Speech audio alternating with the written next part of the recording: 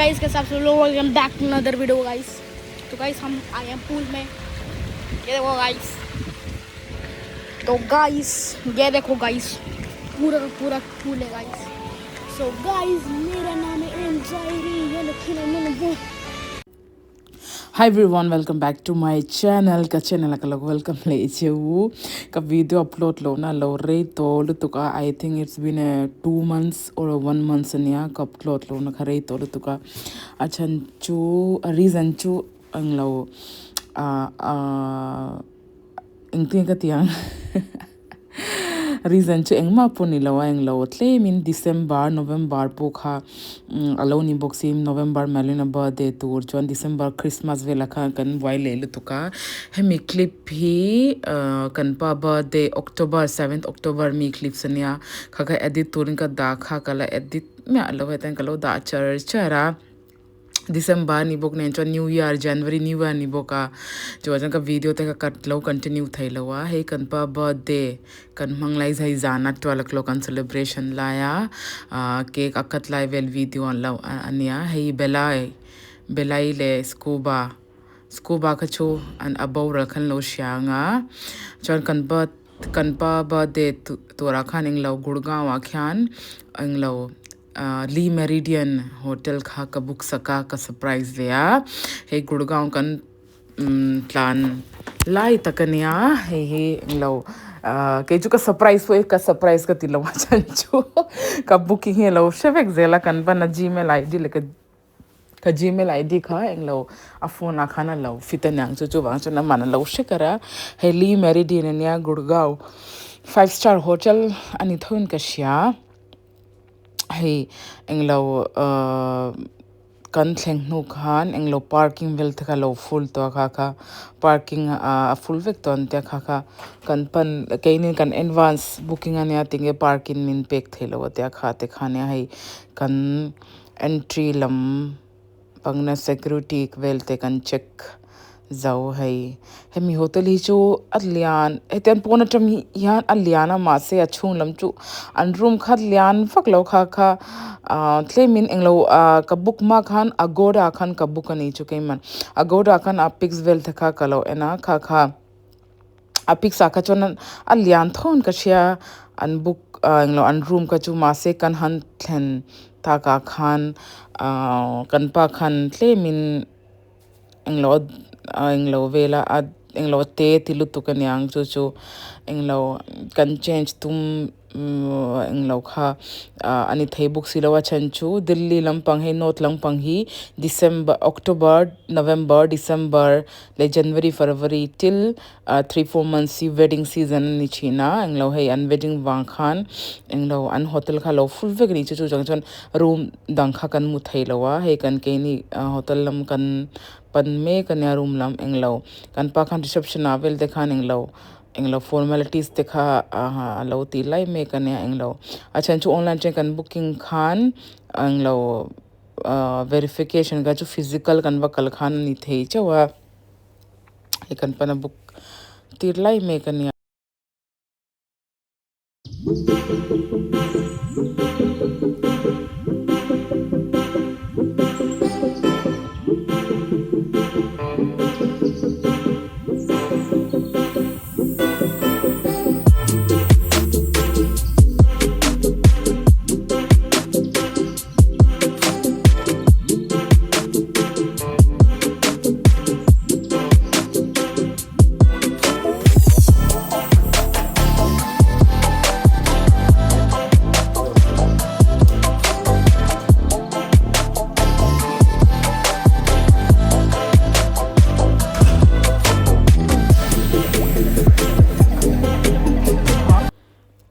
chon hei an launch area nia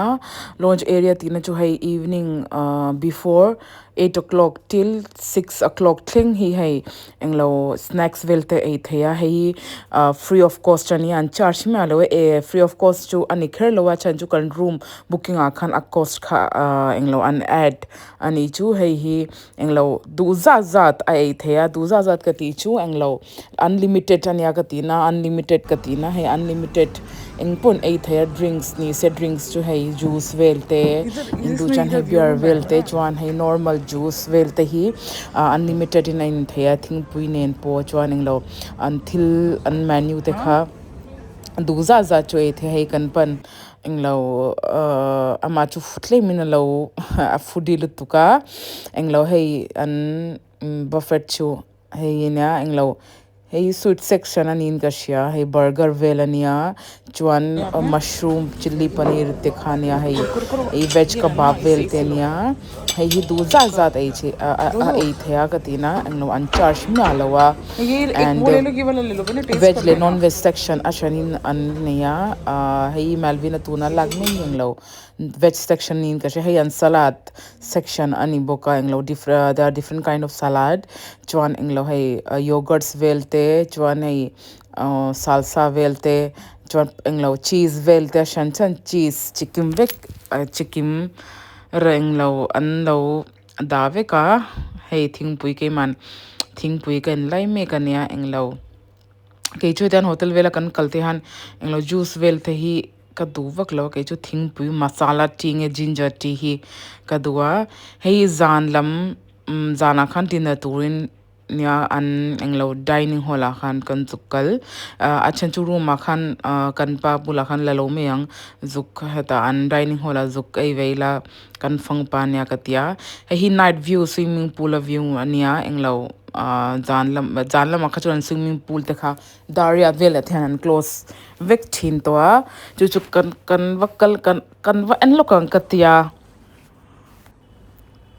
hei hi an spa room ania englo kalu khatle min anna dawa englo ka ke po khatle min englo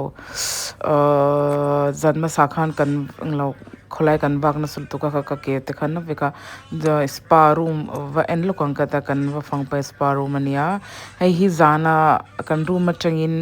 night view kha kalo shoot we a zana khachuan an hei an next day vlog ania anglo zanma sa khachuan an hola kan va ya hei next day night night stay kan tia hei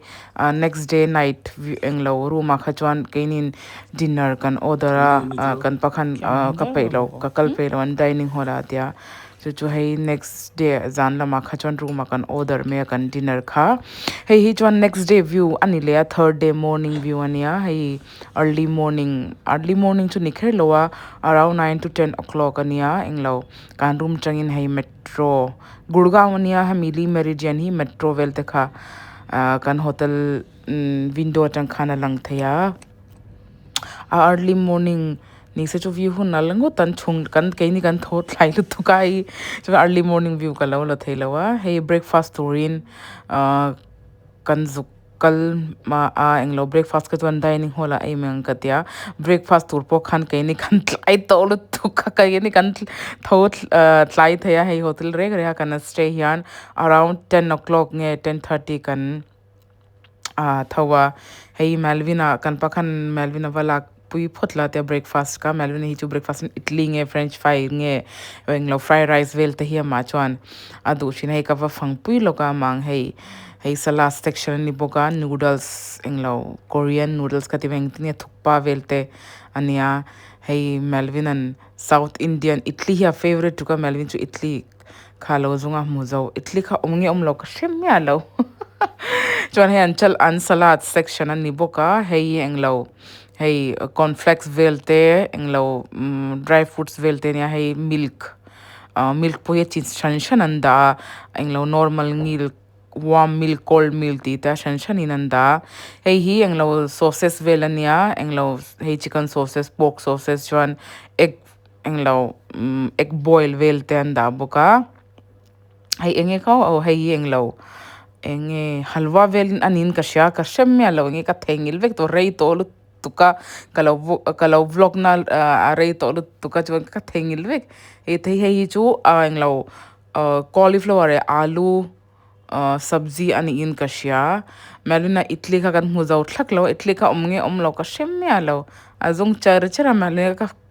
hei hi englo an englo juice section an in kashia juice less shake velte hei watermelon juice mango shake sugar cane juice velte nia hei melina khan enge oi kha ka sheto me alo vada nin kashia ai kha aman milk nilo butter milk ala boka kenin watermelon juice tel vel tekha kan kavala an breakfast ka tu anglo ठीक ठीक ka timyang vai tungin anglo 50-50 bel atang ka tui chu tui bak lo average vel ka timayang.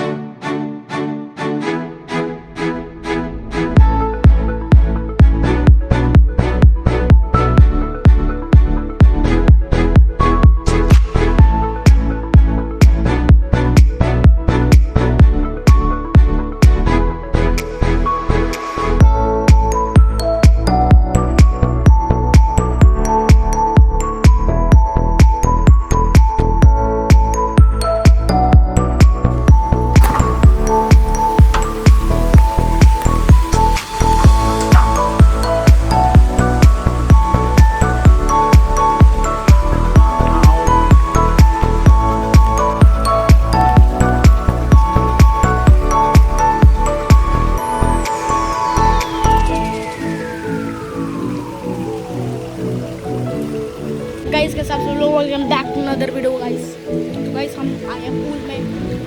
ये देखो गाइस। तो गाइस ये देखो गाइस, पूरा पूरा पूल है गाइस। सो गाइस मेरा नाम है इंसाइडी, ये देखिए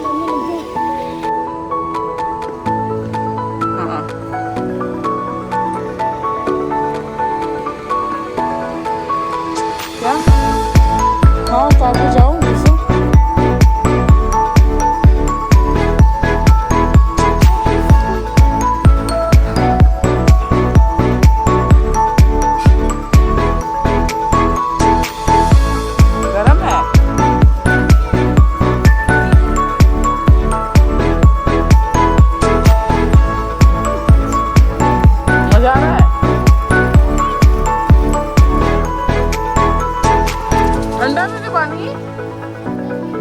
नॉर्मल है।